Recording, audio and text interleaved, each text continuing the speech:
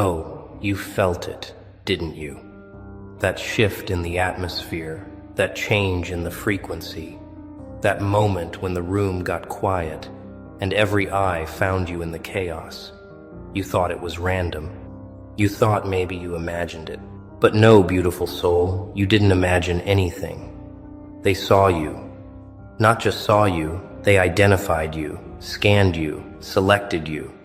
And now you're being pulled from the masses, escorted through the confusion, hand-picked out of the crowd like a precious artifact they've been searching for. But here's where your stomach should drop. Here's where that smile should freeze on your face. Here's where you need to understand something critical. They're not pulling you forward because you won. They're pulling you forward because you're the experiment they've been waiting for, the test subject they need, the perfect candidate for something you never auditioned for. Welcome to the front lines, sweetheart. This isn't the promotion you thought it was. Let me break this down before you start celebrating, before you wave to the crowd you're leaving behind, before you assume this means you've arrived. When you get selected, when you get chosen, when you get escorted to the front, people always think it's recognition. They think it's reward. They think it's finally their turn to shine, their moment to be seen, their opportunity to prove everyone wrong who doubted them. But that's surface thinking. That's what they want you to believe. That's the illusion that keeps you walking forward with your chest puffed out, completely blind to what's actually happening.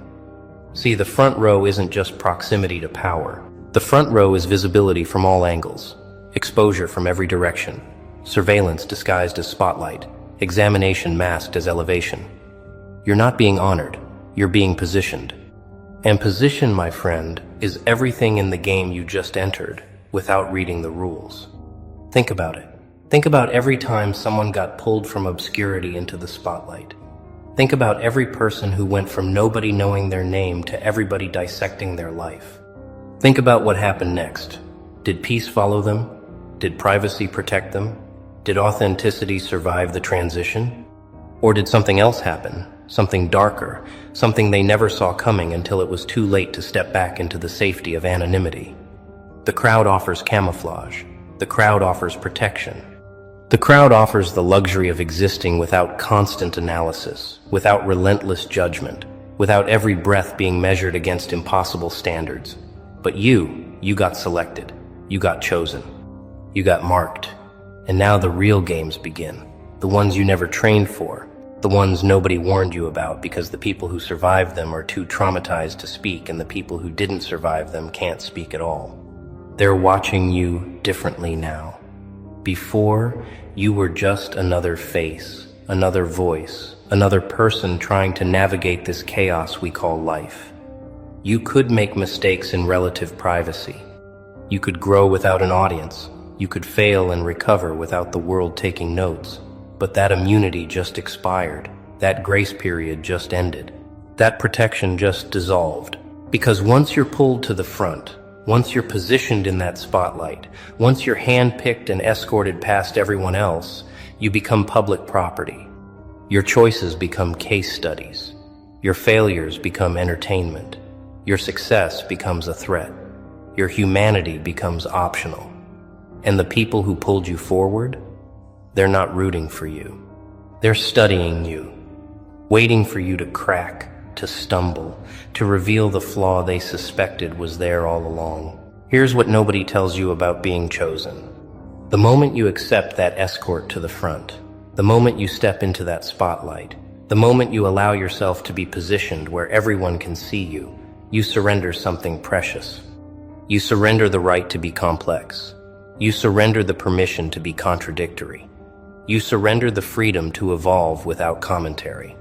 Because now, you're a symbol. Now you're a representation. Now you're carrying the projections, the expectations, the fantasies and fears of everyone who's watching. And they will watch. Trust that. They will analyze. Believe that. They will dissect every word, every move, every choice, every relationship, every success, every failure, looking for proof of whatever narrative they've already decided you represent. You're not a person anymore. You're a screen. And everyone's projecting their own movie onto you. But let's go deeper, because this gets so much more sinister than simple observation. Let's talk about why you specifically got selected. Let's talk about the targeting, the precision, the calculation behind your selection. They didn't pull just anyone from that crowd. They pulled you. And that should terrify you more than it flatters you.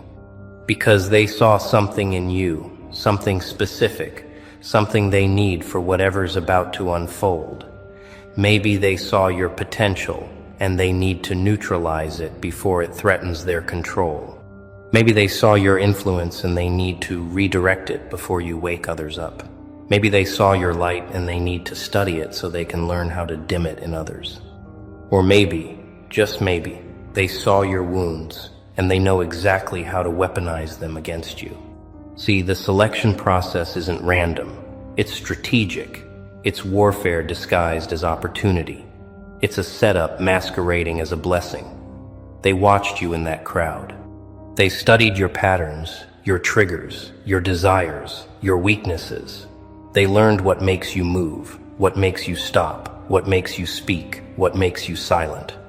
They identified your hunger, the thing you've been chasing, the validation you've been craving, the recognition you've been desperate for. And then they dangled it. They offered it. They pulled you forward and said, "This is it. This is your moment. This is what you've been working for." And your heart, your beautiful, hopeful, hungry heart, it believed them. It accepted the escort. It walked toward the front. It stepped into position. And now the trap is set. Now the experiment begins. Now they get to watch what happens when they give someone everything they wanted just to see if it destroys them.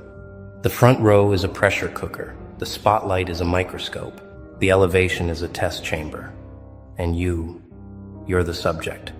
They want to see if you'll change. They want to see if success corrupts you. They want to see if visibility makes you vain. They want to see if power poisons you.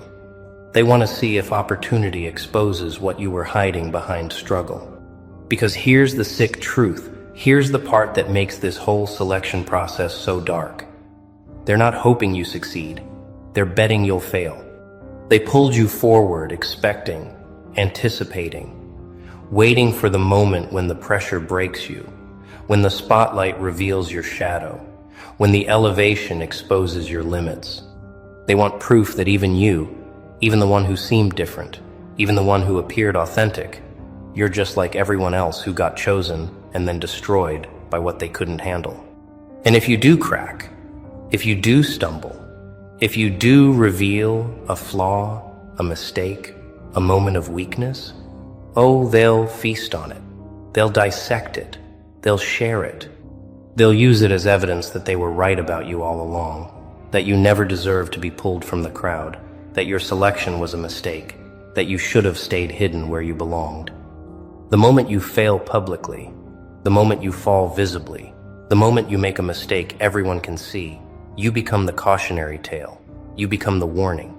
You become the example of what happens when someone reaches too high, shines too bright, wants too much. And that narrative, that story of your downfall, it serves a purpose. It keeps others in the crowd compliant. It keeps them small. It keeps them scared to be selected because look what happened to you. But here's where it gets even more twisted. Even if you don't fail, even if you handle the pressure, even if you navigate the spotlight with grace and maintain your integrity through the elevation, they'll still find a way to destroy you. Because your success without corruption is almost more dangerous than your failure.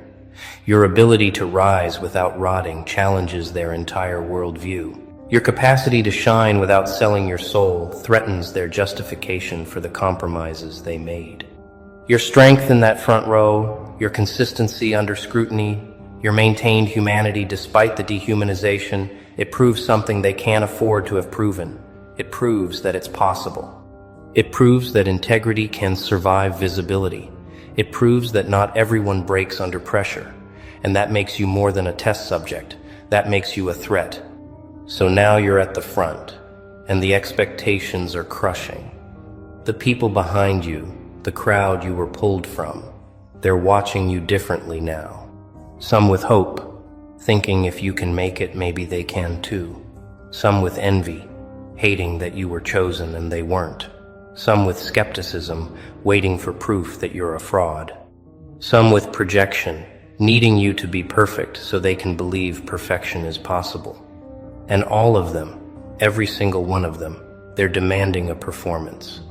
They want you to be inspiring but relatable. They want you to be confident but humble. They want you to be successful but struggling just enough to prove you're still human. They want you to be exceptional but accessible. They want contradictions. They want impossibilities. They want you to be everything they need you to be. And the moment you're not, the moment you're just yourself, flawed and complex and real, they'll turn on you faster than they lifted you up. The performance is exhausting. You have to watch every word now because everything you say is interpreted, analyzed, twisted to fit whatever narrative people need. You have to control every expression because your face is being read like a book by people who've never bothered to learn your language. You have to measure every choice because your decisions aren't just yours anymore. They represent something to someone. They mean something to people who've made you a symbol of their hopes or fears. You can't be tired without people questioning your work ethic. You can't be happy without people accusing you of bragging.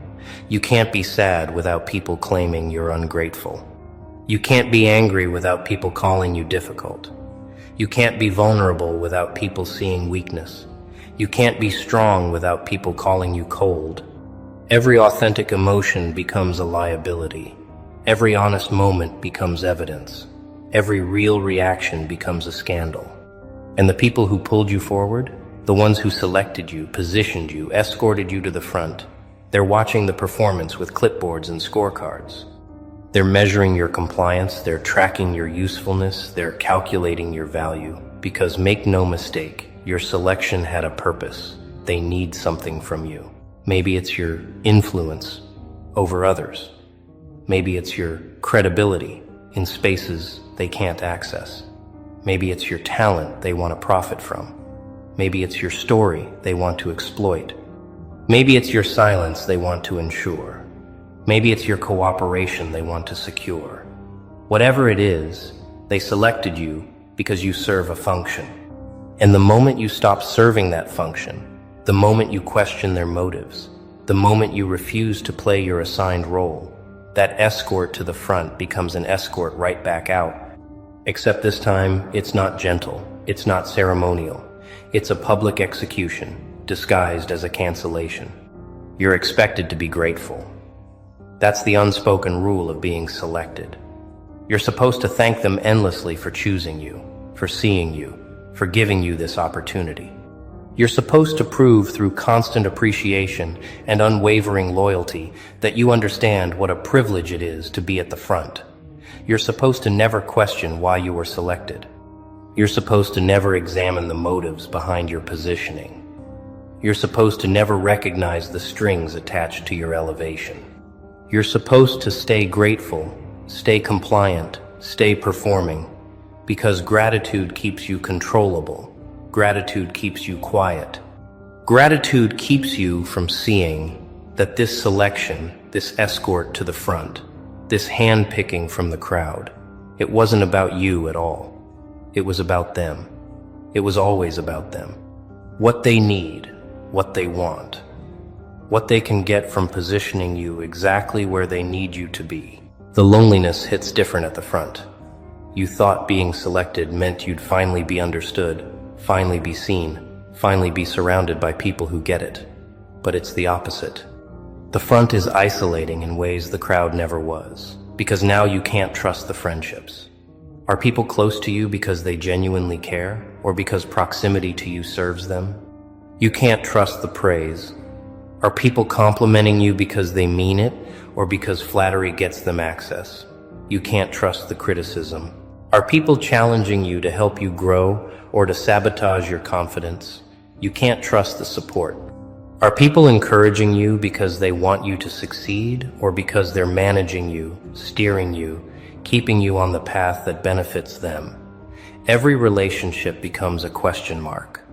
Every interaction becomes a potential manipulation. Every connection becomes suspect. And you're standing at the front, visible to everyone, truly known by no one. But here's what they didn't count on. Here's the variable they couldn't control. Here's the outcome they never predicted. Some people, a rare few, when they get pulled to the front, when they get positioned under that spotlight, when they get hand-picked from the crowd, something unexpected happens. Instead of breaking, they wake up. Instead of performing, they see through the performance. Instead of conforming, they recognize the cage. Instead of being grateful for the selection, they start questioning who benefits from their positioning. Instead of feeling honored by the escort, they start examining where they're actually being led.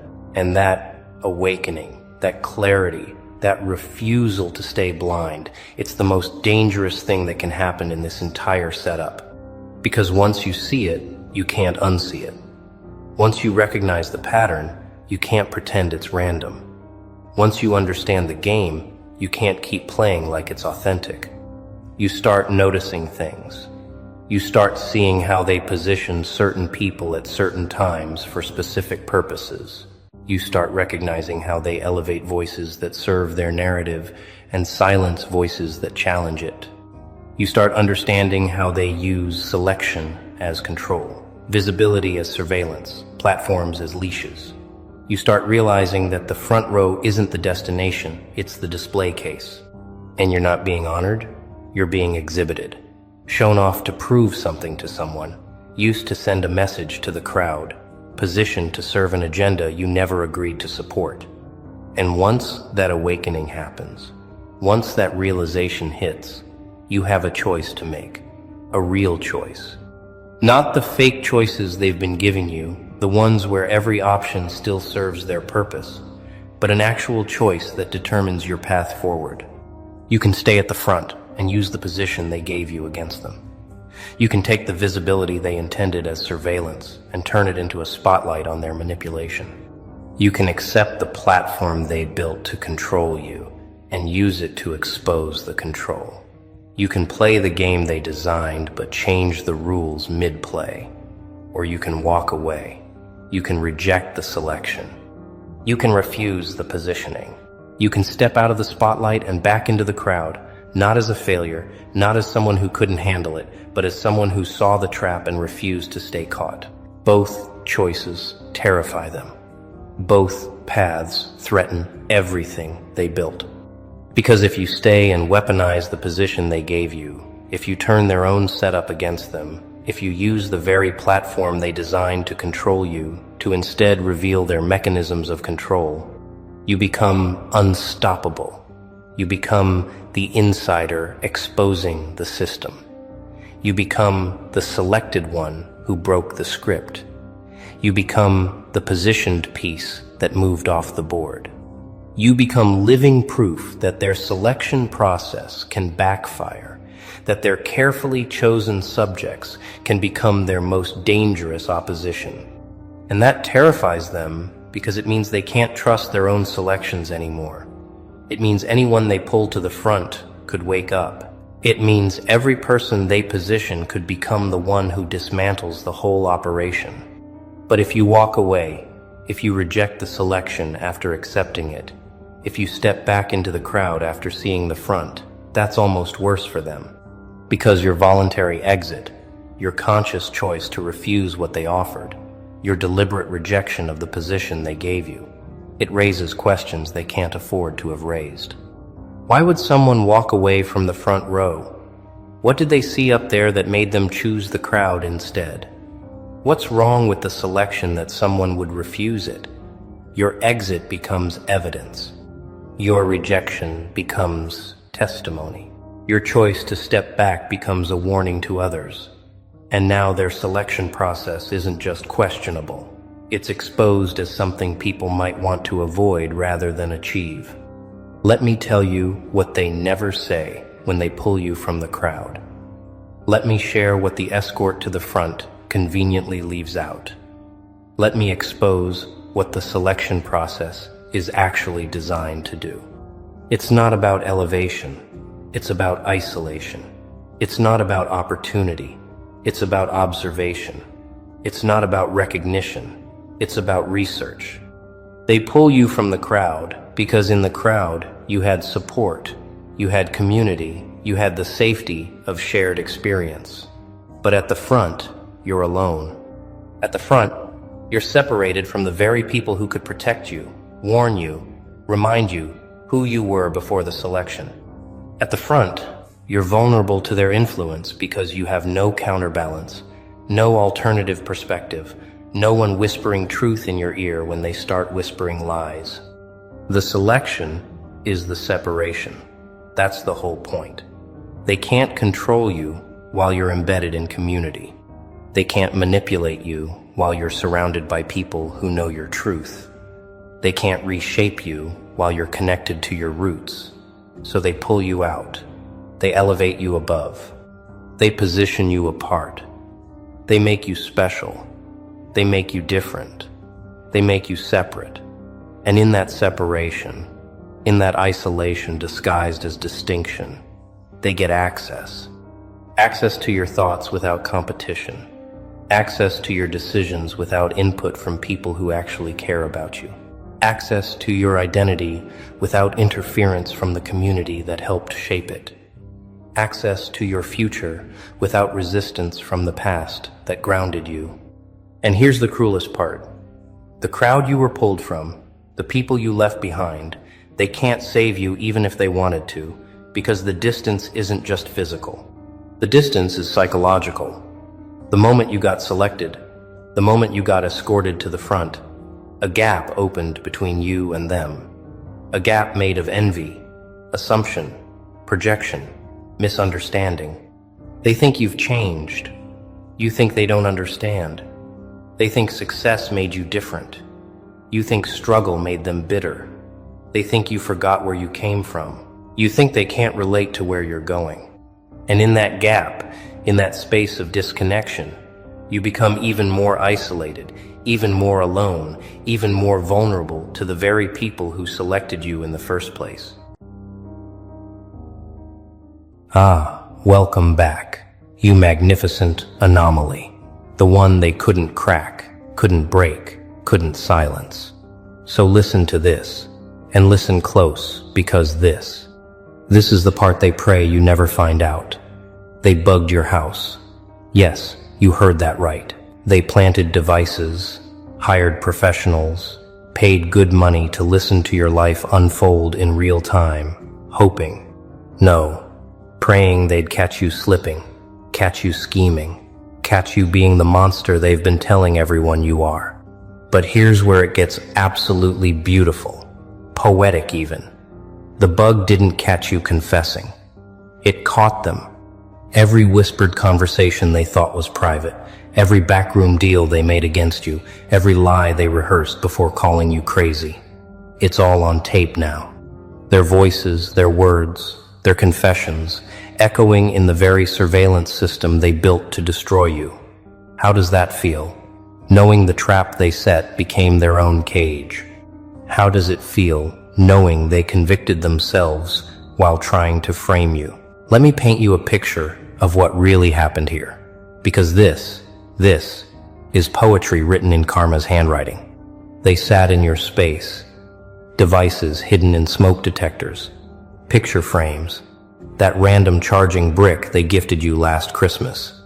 They listened while eating breakfast, hoping to catch a phone call where you'd reveal your true nature, waiting for you to break down and admit you were everything they needed you to be. Unstable, dangerous, guilty. But you never gave them that satisfaction, did you? No, you went about your life, clean, focused, unbothered, because you had nothing to hide. Meanwhile, they forgot one critical detail. Those same bugs that were supposed to record you. They recorded everyone. Every visitor they sent to check on you, but was really there to gather intel, caught on tape. Every fake friend they planted in your circle, caught on tape. And the absolute masterpiece. Them, sitting in your living room, smiling to your face, while the device in their pocket recorded them laughing about you the second you left the room. They thought they were investigators, detectives, master manipulators, pulling strings from the shadows.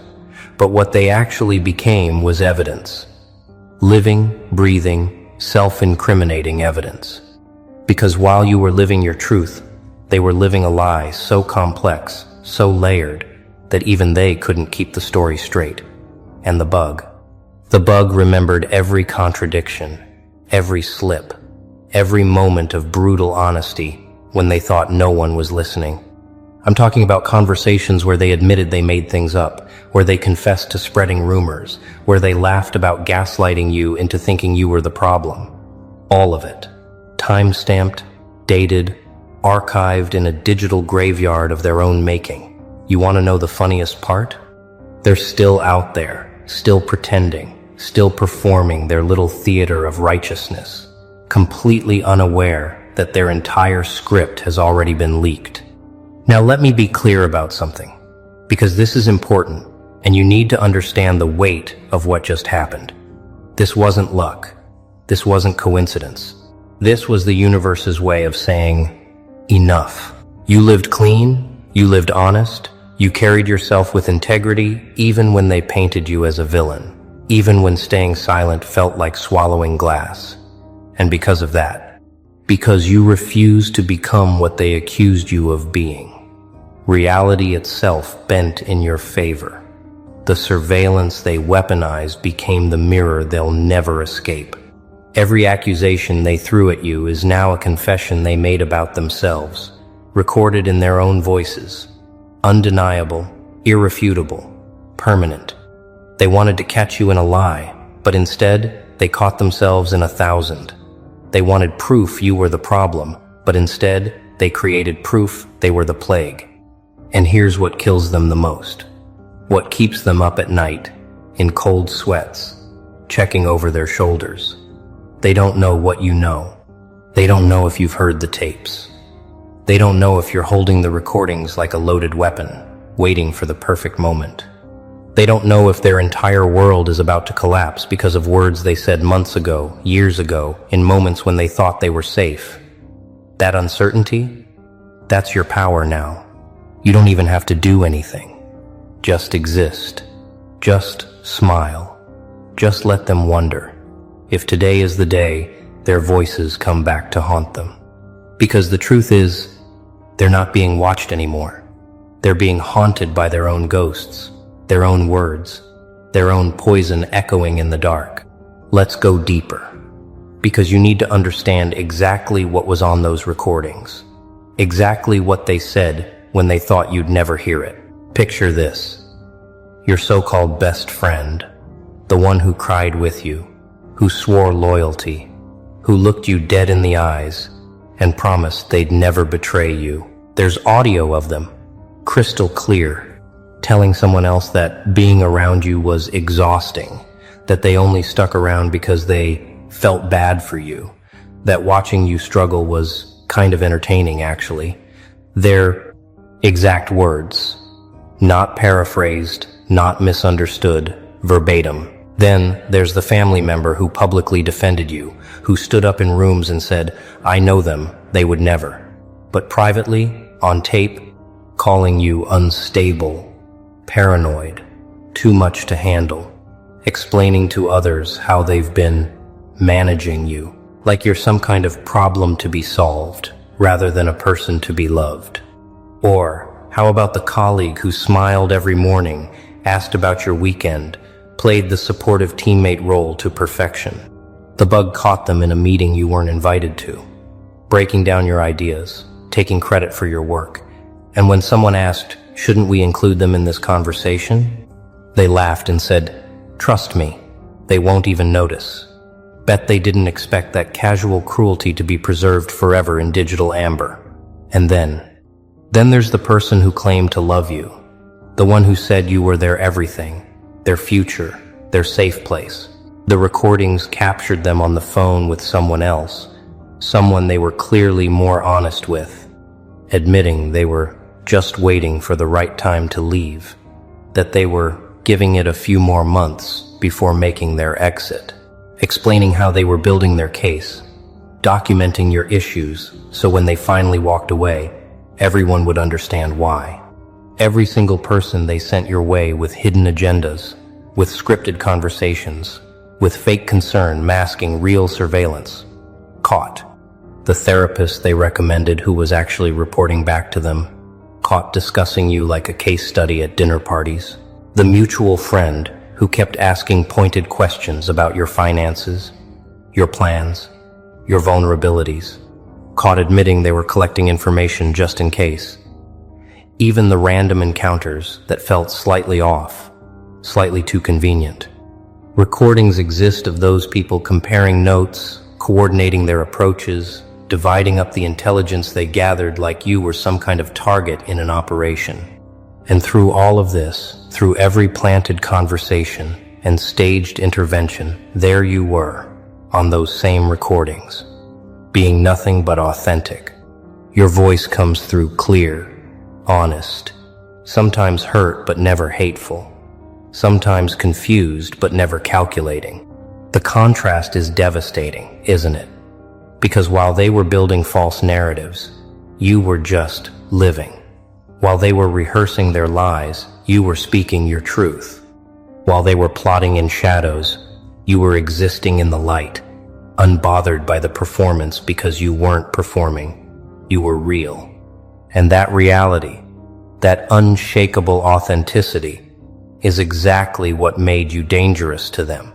Because people who live in truth don't need to remember their stories. They don't need to coordinate their versions. They don't contradict themselves on tape because there's nothing to contradict. You were the constant, the steady frequency, while they were all over the place, changing stories, adjusting alibis, forgetting what they told whom. And the bug, that beautiful, impartial witness, recorded every inconsistency, every moment where their mask slipped and the real rot underneath became visible. Now imagine them listening to those recordings, if they ever found out they exist. Imagine them hearing their own voices, dripping with venom they swore they never felt, plotting moves they claimed they never made, laughing at pain they publicly pretended to care about. Imagine the moment of recognition, the gut-dropping realization that they're not the heroes of this story. They're the documented villains. Every horrible thing they accused you of. Projection. Every character flaw they highlighted in you. Confession. Every intervention they staged out of concern. Manipulation. Caught in 4K audio. They tried to build a case against you, and instead they built an airtight case against themselves. Brick by brick. Word by word. Lie by recorded lie. And the most twisted part? They'll never be sure if you've heard it. They'll never know if you're holding their truth like a blade, waiting. So they'll smile, they'll perform, they'll continue the charade. But behind their eyes, there's fear now. There's the creeping paranoia that karma kept receipts. Here's what they never understood about surveillance, about bugs, about trying to catch someone in their private moments. When you bug someone's house, you're not just recording their words, you're revealing your own obsession. Think about the level of premeditation required here. Someone had to purchase the devices, learn how to use them, find the opportunity to plant them, and then, and this is the sickest part, sit there, day after day, listening to hours of someone else's life. That's not investigation. That's not even concern. That's fixation. That's the behavior of people so consumed by you, so haunted by your existence, that they literally couldn't function without knowing what you were doing every second of every day. They were addicted to monitoring you, to having access to your private world, to feeling like they had some kind of power over you through information. And what did that addiction cost them? Their own privacy, their own peace, their own clean conscience. Because here's the thing about people who live dirty, they can't help but talk about it. Guilt is a strange companion. It makes you confess in moments you think are safe. It makes you justify your actions to anyone who'll listen. It makes you rehearse your innocence until the performance becomes second nature. So while they listen to you through hidden microphones, hoping to catch something, anything they could use, they couldn't stop themselves from processing their own guilt out loud in your space, where their own devices were recording. They'd sit on your couch, the same couch where they hugged you and promised they'd always have your back, and whisper to their co-conspirator about how this is for their own good, how they'll thank us eventually, how we're actually helping by keeping tabs. Justification after justification, rationalization after rationalization, all preserved in digital clarity. And between those justifications, the truth and the real reasons, the jealousy, the resentment, the fear that you were outgrowing them, outshining them, becoming something they could never reach. There's recordings of them admitting they felt threatened by your growth, by your refusal to stay broken, by the way you kept rising no matter what they threw at you. There's audio of them discussing how to keep you in check, how to make sure you don't get too confident, how to strategically undermine you while maintaining plausible deniability. Military-level psychological warfare, executed by people who claim to love you, captured by technology they thought was their ally. And the most damning recordings? The ones where they're alone, talking to themselves, processing their own actions in real time, because that's what people do when guilt gets too heavy. They talk it out, even if there's no one there to listen, except there was someone listening. The bug was listening, and it heard everything. The regret they'd never voiced to you, the acknowledgement that what they were doing was wrong, the admission that they knew you didn't deserve this, but they were too far gone to stop now. They built a surveillance state around you, convinced they were the watchers, the judges, the ones in control. But what they actually built was a confessional booth that never stopped recording. Every visitor became a co-conspirator on tape. Every phone call made from your space while you were in the next room, archived. Every private conversation they had, thinking you were out of earshot, captured. And through it all, this beautiful, terrible irony. You were the only one who had nothing to hide. You were the only one whose private moments matched your public face. You were the only one who didn't perform, didn't calculate, didn't rehearse. You just lived. And that authentic, unfiltered existence became the standard against which their performances were measured and found catastrophically wanting. They wanted dirt on you, and instead they created a mountain of evidence about themselves, about their cruelty, their dishonesty, their premeditated betrayal. And now they have to live with that, don't they? They have to wake up every morning knowing that somewhere, in some form, their confessions exist. Their voices admitting things they'll deny until their last breath. Their laughter at your pain. Their plotting against someone who trusted them. Their ugliest thoughts given sound and permanence. And they have to wonder, who else knows? Who else has heard? How many people are looking at them differently now, seeing through the mask, knowing what they really are? Because here's the final twist in this beautiful disaster. Even if you never use those recordings, even if you never play them for a single soul, the fact that they exist changes everything. It changes how they sleep, how they move, how they breathe. It turns their confidence into paranoia, their arrogance into anxiety. They're not being surveilled anymore. They're being haunted. And unlike you, they actually have something to hide. Let's talk about what happens when the observed becomes the observer. When the prey realizes it was never actually being hunted, it was being cataloged. You see, they made a critical miscalculation from the beginning. They assumed that because they were watching you, they had power over you. They thought surveillance equaled control. But power doesn't come from watching. Power comes from having nothing to hide, while others have everything to lose. And that's exactly what happened here. While they were busy collecting data on you, collecting nothing of value because you weren't hiding anything, you inadvertently collected everything on them.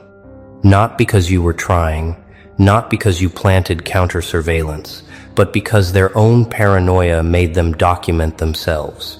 They couldn't resist talking about what they were doing, justifying it, explaining it, reliving it. And every time they spoke those words out loud in your space, they were essentially testifying against themselves. This is the moment where the entire dynamic flips, where you go from being their subject to being their judge, because now you hold something infinitely more valuable than they ever could have found on you. You hold the truth, their truth, the version of events they'll never want anyone to hear, the unfiltered, unedited, raw admission of who they really are when the mask comes off. And what can they possibly do about it? Accuse you of surveillance? They bugged your house? Claim you're violating their privacy? They violated yours first, systematically, deliberately, with malicious intent. Try to discredit you? The recordings aren't your words, they're theirs. There's no spinning this, no public relations campaign sophisticated enough to explain away their own voices, confessing to their own schemes. They're trapped by the very mechanism they created to trap you. Poetry. Absolute poetry, written in the language of consequences. Now, you might be wondering, what do you do with this power? How do you wield evidence like this without becoming what they accused you of being? And here's the beautiful part. You don't have to do anything. The power isn't in the using. It's in the having. It's in the knowing. It's in the way you can now look at them, really look at them, with the full knowledge of who they are behind their performances. It's in the smile you give when they lie to your face, because you've heard them admit the truth when they thought no one was listening. It's in the peace you feel when they try to gaslight you, because you have time-stamped, dated proof that you're not crazy. They are. The recordings don't need to be played to be powerful. They just need to exist, because existence alone changes the game entirely. Every interaction you have with them now carries a different weight, doesn't it? When they tell you you're remembering things wrong, you know you're not. You have the tape. When they claim they never said that, never thought that, never planned that, you know better. When they try to rewrite history, reshape narratives, redirect blame, you're standing on the foundation of recorded fact while they're swimming in the quicksand of their own lies. And the exquisite part? They can feel the shift. They might not know why. They might not understand the source. But they can feel that something fundamental has changed in the dynamic between you. They can sense that you're no longer defensive, no longer explaining, no longer trying to prove your innocence, because innocent people don't need to prove anything. The truth proves itself, given time. And you have all the time in the world now. You can afford to be patient, to be silent, to watch them spiral in their own paranoia while you remain centered in knowing. This is what it means to win without fighting, to triumph without firing a shot. They declared war on you with their bugs and their schemes and their coordinated attacks. And you won that war by simply being exactly who you always were, honest. They lost it by being exactly who they tried to hide, frauds. The surveillance they meant to use as a weapon became the evidence of their own guilt. The trap they set became the cage they'll live in forever. Because here's the thing about recorded confessions. They don't expire. They don't fade. They don't become less true with time. Years from now, decades from now, those voices will still exist somewhere, saying those exact words, admitting those exact things. And they'll have to live every remaining day of their lives, knowing that their worst moments, their ugliest truths, their most calculating cruelties are preserved forever. While you get to live knowing that, even under surveillance, even when they were actively looking for reasons to condemn you, you remained spotless. And that is the kind of victory that doesn't need witnesses. It just needs to be true.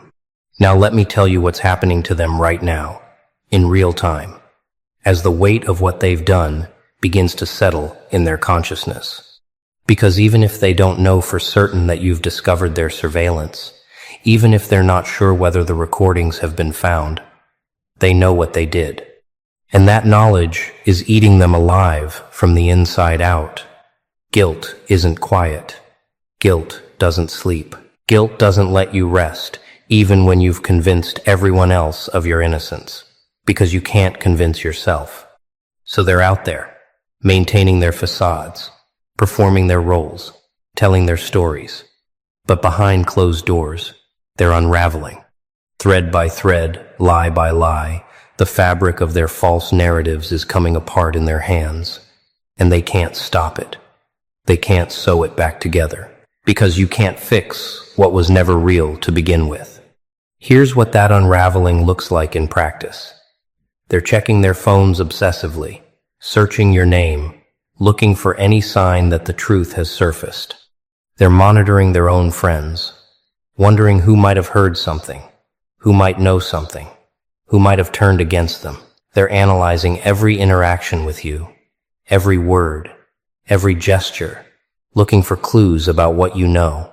They're lying awake at night, replaying those conversations they had in your space, trying to remember exactly what they said, how bad it was, how damning it might sound to outside ears. And the paranoia is magnificent, because once you've betrayed someone, once you've conspired against them, once you've violated their trust in the most invasive way possible, you can never fully trust that they don't know. You can never be completely certain that your secrets are still secret, and that uncertainty becomes a prison more effective than any physical cell, while you remain centered in knowing. This is what it means to win without fighting, to triumph without firing a shot. They declared war on you with their bugs and their schemes and their coordinated attacks. And you won that war by simply being exactly who you always were, honest. They lost it by being exactly who they tried to hide, frauds. The surveillance they meant to use as a weapon became the evidence of their own guilt. The trap they set became the cage they'll live in forever. Because here's the thing about recorded confessions. They don't expire. They don't fade. They don't become less true with time. Years from now, decades from now, those voices will still exist somewhere, saying those exact words, admitting those exact things. And they'll have to live every remaining day of their lives, knowing that their worst moments, their ugliest truths, their most calculating cruelties are preserved forever. While you get to live knowing that, even under surveillance, even when they were actively looking for reasons to condemn you, you remained spotless. And that is the kind of victory that doesn't need witnesses. It just needs to be true. Now let me tell you what's happening to them right now, in real time, as the weight of what they've done begins to settle in their consciousness. Because even if they don't know for certain that you've discovered their surveillance, even if they're not sure whether the recordings have been found, they know what they did. And that knowledge is eating them alive from the inside out. Guilt isn't quiet. Guilt doesn't sleep. Guilt doesn't let you rest, even when you've convinced everyone else of your innocence, because you can't convince yourself. So they're out there, maintaining their facades, performing their roles, telling their stories. But behind closed doors, they're unraveling. Thread by thread, lie by lie, the fabric of their false narratives is coming apart in their hands, and they can't stop it. They can't sew it back together, because you can't fix what was never real to begin with. Here's what that unraveling looks like in practice. They're checking their phones obsessively, searching your name, looking for any sign that the truth has surfaced. They're monitoring their own friends, wondering who might have heard something, who might know something, who might have turned against them. They're analyzing